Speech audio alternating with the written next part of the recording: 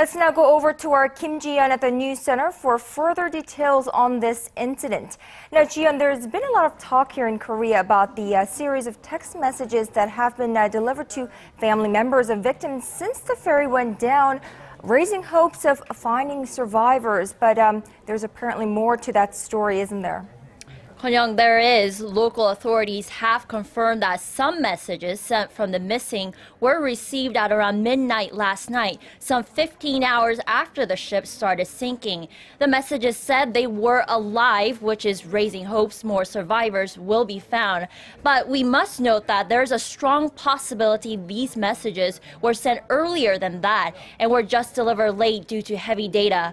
With regard to the search efforts, the Coast Guard began pumping oxygen into the hull of the vessel about an hour and a half ago to help increase their chances of finding survivors before they lift the ship off its side. But heavy rain and gusts of wind are hampering the search efforts.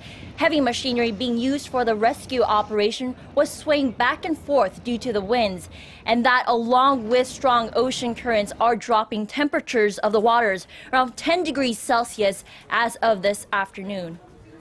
Gia, so the weather conditions are hindering efforts. Now, we still don't know what caused the ship to capsize.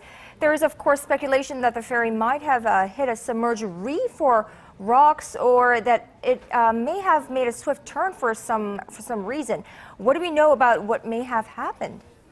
Well, the Coast Guard say there was an abrupt change in the ship's direction, and this could have caused it to list. Due to this, the 180 vehicles and 1,000 tons of cargo on board to shift to one side, ultimately leading the ship to capsize very quickly. This again is a provisional finding as the investigation into what happened continues. Kwon-young. Now, what about the crew on the ship? We're hearing that the captain abandoned the ship shortly after the ship started capsizing. Amazing, but is that true? Well, local authorities continue to investigate all facets of the story. There is a lot of attention on who is responsible for this, as it may offer clues to why and how this catastrophe developed. There are many questions directed toward the Cheongjin Marine Company that owns the ferry. Korea's financial watchdog says the company was having financial difficulties. The ferry's captain, identified as 60-year-old Lee Jun-seok, is also under the microscope. He was questioned this morning by authorities and said he was truly sorry for the passengers and the victims' families. His actions are being called into question as to whether Lee abandoned the ship instead of helping passengers to safety.